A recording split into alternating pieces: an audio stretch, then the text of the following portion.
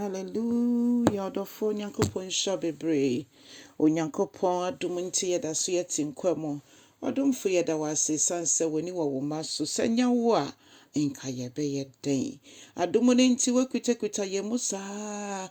Ye mra o ye mu na wahye yenden. Na Awurade yare homu na wama ye nidaso ama ye nigye. Awurade yakwadan dem na wasue ye. Yeda wase se woka ye ho na wodom ye da. Wo Jesus Christ udimu ene ya bompaye ene day. Yeda wasi bebre. In Jesus' mighty name. Hallelujah. Odofo enenso me ma wakwa abade ba oti ase senju medie so. Na maka se ene Onyankopon kronkron bo yen na wasem ye nti ase ma ya hoɔden hye ye ma na hye ye den na ma ne nsi ye yiye wo Jesus Christ udimu ene dey nso so ye bompa ye se Awurade tutu ya na mama ye e ma ye mfa kwan bia hye wani onyam so ne mo kwan ye be hye wani onyam mu yada wase wo Yesu Kristo dimu na ya bompa ye. Hallelujah. Amen. Adofo enenso me ma wakwa abade ba oti ase senju medie so. Enenso ye befa ya kenkan sam afi Luka sempa eti baako ni chichemo enum edikosi dumiensa. Luka sempa eti baako enum kosi dumiensa. Adofo enti Awurade asem. Na barima bi wo ho ye friend Zakaria no ye osofo.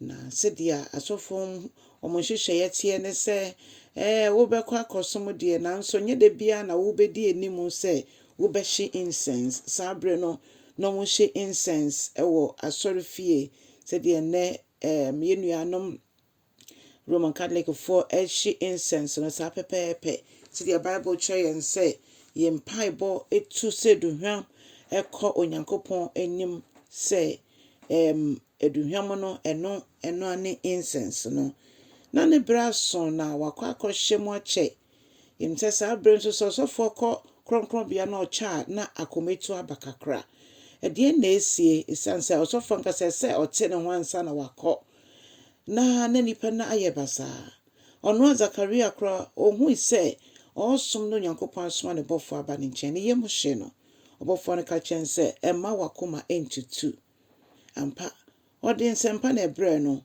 oyire Elizabeth a wenyi mumienu nyina monyinyi de na so Nyankopon se wabesra mo na oyire bewo owo ayantu ni din John odofo na yasem a ano ode se John so nye din a ewo mo abusua mu yenyina yenim sa asem wo kan kwa ichira na chese eba sa no wanye ni papa no otorumum kosi se na yire wo abofra no na motu ni din John odofo ni ampesa meka ne se Bible tire mu se Zakaria ne na yire no mo ya tenenefo omotene wo Nyame anim afi omo suro Nyame afi omo bo mo bra pepepe Elizabeth nso fi asofofie na aso nyeso mo firi ho keke no omo bo bra ehye Awurade ni onyam menim efia wo firi mo se eya abusumofie se eya asofofie ni ehia kese ne se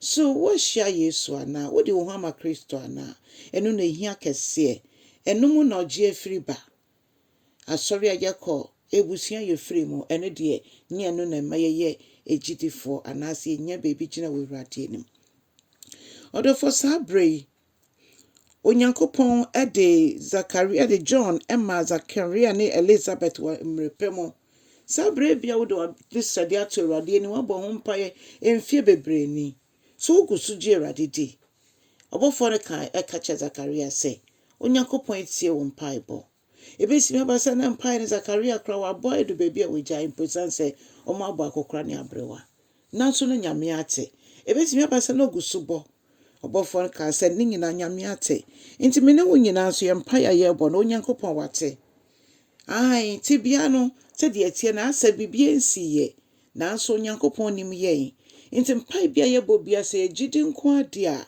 Onyankopon nam so betie Yesu frɛ Osana John ebre semu na Onyankopon ma Elizabeth wo no nanso na omu nim se eye biribi nti na abofrei ache ebi osofo wakan se obi be free ye be wo obi a ofisire so no bebo Yesu hu de wuro nanso na onim se eye ono ne ba ho asɛm no.